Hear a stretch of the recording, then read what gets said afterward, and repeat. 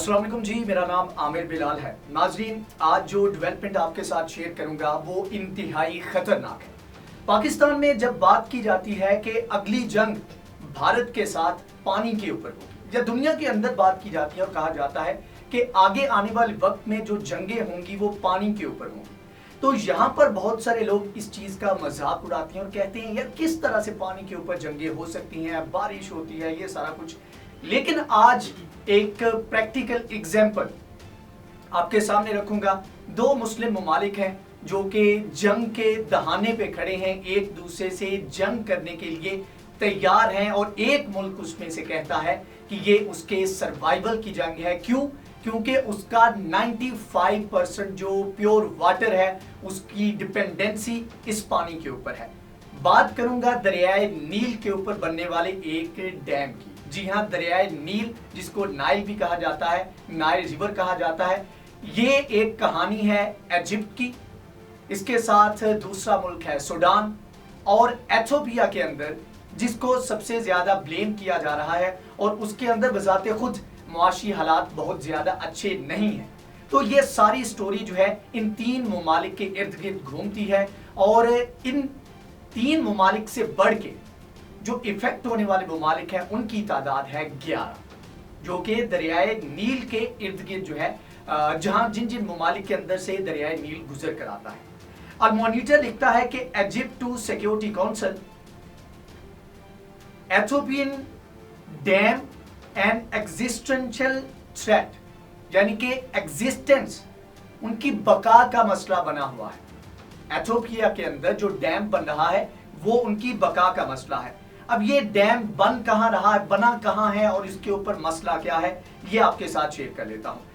इसके ऊपर the Washington Post लिखता है, Egypt and Ethiopia are heading toward conflict over water, it's time to intervene. मतलब यह है कि हालात इतने खराब हो चुके हैं कि एक दूसरे के साथ जंग के दहाने पर पहुंच चुके हैं। अब यहाँ पर जो इंटरनेशनल कम्युनिटी है उसको यहाँ पर इंटरवीन करना चाहिए, मुदाखलत करनी चाहिए। मिडल ईस्ट मॉनिटर लिखता है कि Egypt and Ethiopia at war virtually over the renaissance dam.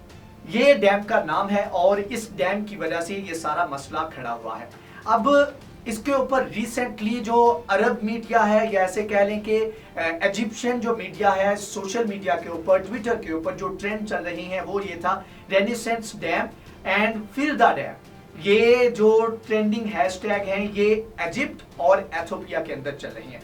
Fill the dam जो है वो एथियोपिया के अंदर चल रहा है, और मसला अब ये है कि एथियोपिया के अंदर ये बहुत बड़ा दरियाए नील के ऊपर ये एक डैम बनाया गया था, और एथियोपिया का कहना है कि उनकी जो इकोनॉमिक सर्वाइवल है वो इस डैम के ऊपर डिपेंड करता है। उनकी सारी ज़मीन जो है उसके ऊपर जो है उसको जरखेज करने के लिए, इसके अलावा बहुत सारे एनर्जी की ज़रूरियात को पूरा करने के लिए ये डैम बनना और इसको फिल करना ज़रूरी है। अब मसला ये है कि एथियोपिया के अंदर कहत बहुत ज़्यादा आता है, बारिशें बहुत कम होती हैं, तो उस हिसाब से देखा जाए तो इस डैम को फिल करने में भी टाइम लगेगा। अब जो एक्सपर्ट है उनके मुताबिक इस डैम को अगर फिल करना है तो उसके लिए 25 साल का अरसा दरकार होगा, क्योंकि वहां पर पानी जो है वो बहुत कम मिकदार में पाया जाता है। अब यहाँ पर अगर डैम को फिल करना शुरू कर दिया गया तो जो उसके बाद आने वाले ममालिक हैं, जिसमें सूडान भी शामिल है और इजिप्ट भी शामिल है, तो उनके सर्वाइवल का मसला बन जाएगा। क्योंकि इजिप्ट कहता है कि उसकी survival,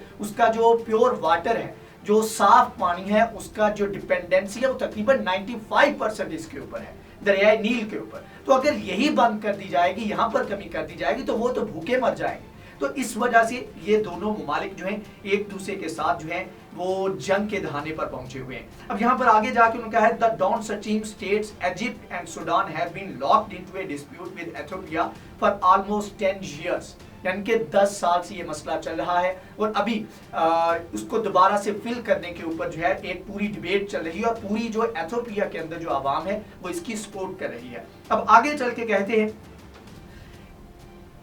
A gravity dam was proposed in 2011 along the Blue Nile River. The Week लिखता है कि दरियाए नील के किनारे पर 2011 में ये प्रपोज किया गया था। जब से ये बनना शुरू हुआ तब से ये डिस्प्यूट चल पड़ा, इजिप्ट ने इसके ऊपर एतराज करना शुरू किया, और इसके आगे जो जाकर लिखता है, this would be the 7th largest hydro electric plant in the world and the largest in the Africa with the volume of तकरीबन 1,02,00,000 क्यूबिक मीटर के वॉल्यूम जो है उसको कवर करेगा। और ये पूरी दुनिया के अंदर जो है ये जो अफ्रीका के अंदर सबसे बड़ा होगा और पूरी दुनिया के अंदर 7वें नंबर पर ये हाइड्रो इलेक्ट्रिक जो है ये प्लांट होगा। अब इससे अंदाजा लगाया जा सकता है कि इसका वॉल्यूम कितना है, एथियोपिया की जो पूरी नेशन है वो इसके ऊपर कितना डिपेंडेंट है और कितना इससे होपफुल है। अब वो कहते हैं कि हमारे लिए अभी सर्वाइवल का इशू है, हमने इसको बनाया है और जब ये डैम बनाया जा रहा था तो तब जो तमाम तर चीजें इसमें जो आउटपुट था वो सारा एथियोपिया की आवाम का था।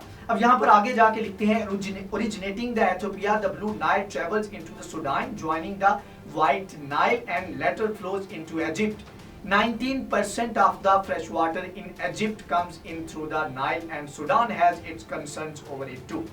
यानी कि 90% अराउंड 90 to 95% जो डिपेंडेंसी है इजिप्ट की वो इसके ऊपर है। अब आगे जाके डेली नेशनल इजिप्ट लिखता है कि war optional to preserve Egypt's water resources. Former water minister कहते हैं कि वॉर अगर ऑप्शन है तो वॉर के ऊपर भी जाएंगे। और वो जब उन्होंने ये बात की तो अब ये दोनों फौजें इजिप्ट की और एथियोपिया की फौजें जो है आमने सामने हैं और एक दूसरे से जंग लड़ने जा रही हैं अगर मामलात के अंदर मुदाखलत न की इंटरनेशनल कम्युनिटी ने। ये वो मसला है। अब इसके ऊपर मिडल ईस्ट मॉनिटर के मुताबिक एक उन्होंने ट्वीट जो है कोट किया जिसमें किया सिसे, ये एक ट्विटर राइटर है, इसने लिखा कि Ethiopia versus Egypt has zero contribution to Nile river with 100% utilisation. मतलब यह है कि उन्होंने कहा कि नाइल रिवर को प्रिजर्व करने के लिए, इसके जो पानी है उसको प्रिजर्व करने के लिए इजिप्ट ने कभी कंट्रीब्यूट नहीं किया, लेकिन एथियोपिया ने उसने कंट्रीब्यूट किया। पूरा डैम बना, उसके ऊपर तमाम जो इक़दाम किए गए, सारा पैसा जो खर्च किया वो एथियोपिया ने खुद किया। अब जब फल उतारने की बारी आ रही है तो इजिप्ट को मसला हो रहा है। अब वो डिमांड कर रहा है कि उसकी मर्जी के मुताबिक इसके ऊपर जो है इक़दाम किए जाए। अब इसके ऊपर अरब न्यूज लिखता है कि UN call on all parties in Ethiopia dam dispute to refrain from unilateral actions. यानी कि इनको मजीद जो है मामलात खराब होने से रोकने के लिए डिमांड की गई है। अब देखें यहाँ पर इजिप्ट जो है वो कहता है कि हमारे साथ कुछ ऐसा एग्रीमेंट किया जाए कि आप जो पानी की डिस्ट्रीब्यूशन है उसको कंक्रीट एग्रीमेंट के थ्रू जो है उसको फॉलो किया जाए।